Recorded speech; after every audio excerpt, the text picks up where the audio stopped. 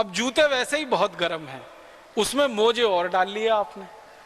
अब ये पाँव जो होता है ना, नीचे का हिस्सा, अगर आप फिजियोलॉजी एनाटॉमी की बात करेंगे और उसको पढ़ेंगे और सामान्य भाषा में समझने की कोशिश करेंगे, ये अक्सर खुला हुआ रहना चाहिए ताज़ा हवा के लिए।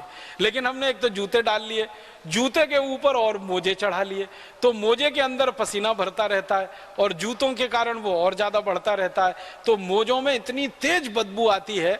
अक्सर लोगों को मैंने देखा है, घर में जाके जैसे ही जूते उतारते हैं तो मोजे की बदबू घर के बाहर तक चली जाती है। पूरा घर जो है वो मोजे की बदबू से भरा हुआ रहता है। फिर उन मोजों को बंद करके अलमारी में और रख देते हैं, तो बाकी सारे के सारे कपड़े भी बदबूदार हो जाते हैं। अब उन लोगों को कहो कि भाई ये मोजे की जरूरत भारत में नहीं है, ये यूरोप में है, इंग्लैंड में है, कनाडा में है, अमेरिका में है, क्योंकि बर्फ पड़ती है।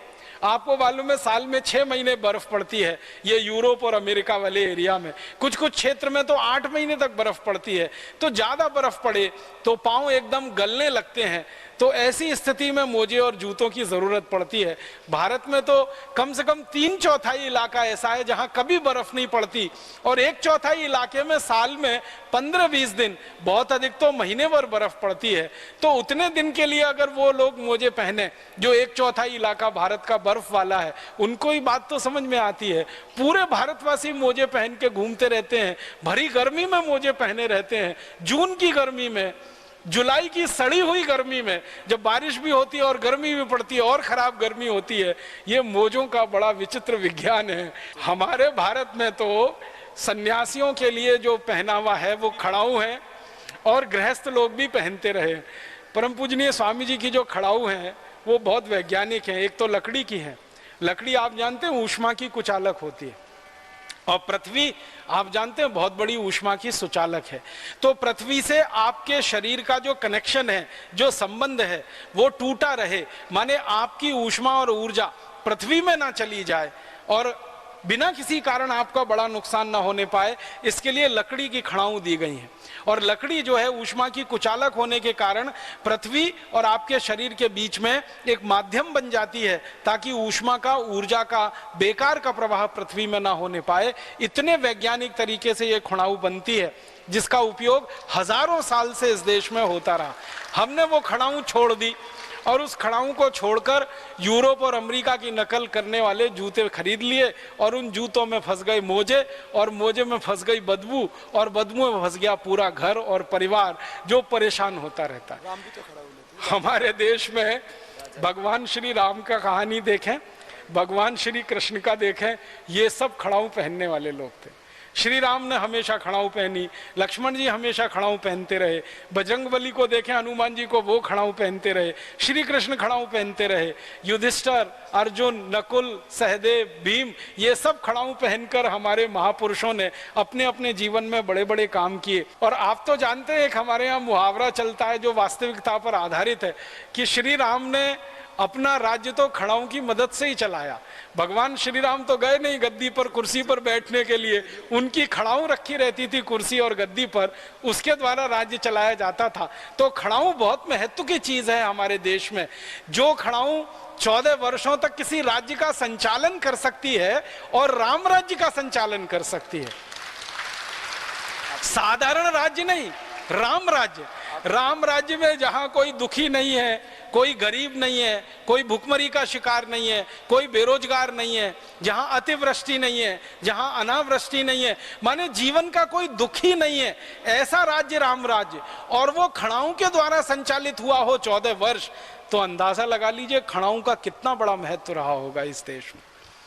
और भरत, जो श्री राम के अनुज छोटे भाई, जब उनको बुलाने के लिए गए वन में, तो श्री राम ने कहा कि मेरी खड़ाऊ ले जाओ।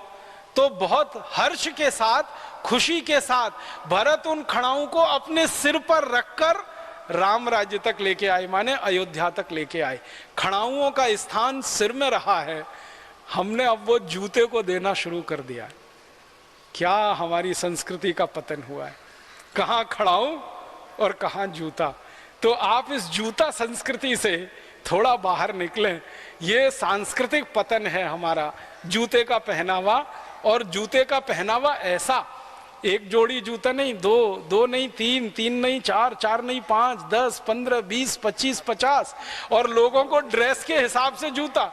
हम शायद इस उम्मीद में, इस कल्पना में इसको धारण किए रहते हैं कि इससे हमारा कोई स्टेटस सिंबल बढ़ता है। वो मूर्खता बढ़ती है। इसलिए हम इस सांस्कृतिक अधःपतन के इस स्तर पर आके खड़े हो गए हैं कि अपनी खड़ाऊं छोड़ी है, अपनी जूतियां छोड़ी हैं। भारत में ऐसा भी रहा है कि कुछ समय जब बहुत ठंड पड़ती रही है तो खड़ाऊं का उपयोग नहीं कर सकते, तो जूतियां इस देश में बनाई जाती हैं। जूतियां बहुत वैज्ञानिक है, जूतों की तुलना में तो बहुत ज़्यादा वैज्ञानिक है। मैंने देखा राजस्थान में, मध्य प्रदेश में, गुजरात में, महाराष्ट्र के कई इलाकों में जूतियां बनती हैं। जूतियां इतनी अद्भुत होती हैं कि सीधे या उल्टे दोनों पैरों में दोनों को पहन सकते हैं, कभी भी बदल सकते हैं, बराबर घिसती हैं। जूते की तरह से नहीं होती। जूते को एक ही पैर में पहना जा सकता है, दूसरे पैर का जूता दूसरे पैर में नहीं आता। इसका माने जूतियां जूतों से श्रेष्ठ हैं क्योंकि वो भारतीय और स्वदेशी उत्पादन का निशानी है, और जूता ये विदेशी उत्पादन की निशानी है। चमड़े की से बनती है। और वैसे भी जूता जो है ना बहुत खराब ये माना जाता है हमारे यहाँ धार्मिक रूप से कि वो मरे हुए जानवरों की चमड़ी से बनाया जाता है।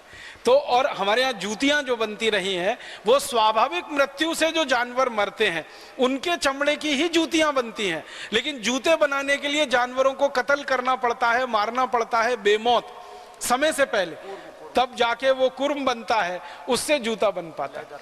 तो ये जूते में हम फंस गए। ये विदेशी माने एक तरह से अंधानुकरण, पश्चिमी अंधानुकरण या अंग्रेजी अंधानुकरण की दूसरी बड़ी निशानी है। इसी तरह से मैं एक दो बातें और कहना चाहता हूं भारतीय पहनावे के बारे में। ये जो धोती होती है या लुंगी होती है जो बिना सिला हुआ कपड़ा है, इसको पहनने के लिए आप चाहें तो सैकड़ों तरीके से पहन सकते हैं, सैकड़ों तरीके से पहन सकते हैं। धोती को बांधना हो तो असमिया तरीके से बांधा जा सकता है, बांग्ला तरीके से बांधा जा सकता है, मराठी तरीके से बांधा जा सकता है, गुजराती तरीके से बांधा जा सकता है, उत्तर भारतीय तरीके से बांधा जा सकता है। भारत में जितने प्रांत हैं उतने तरीके से आप धोती को बांध सकते हैं क्योंकि वो बिना सिला हुआ है। पैंट को एक ही तरीके से बांध सकते हैं क्योंकि वो सिला हुआ है। और अगर इस धोती के बारे में कोई बड़ी बात मुझे कहनी हो तो धोती भारतीय संस्कृति की सबसे जीवंत निशानी है, जिसको देखकर ही आप पहचान सकते हैं कि ये व्यक्ति किस क्षेत्र का है।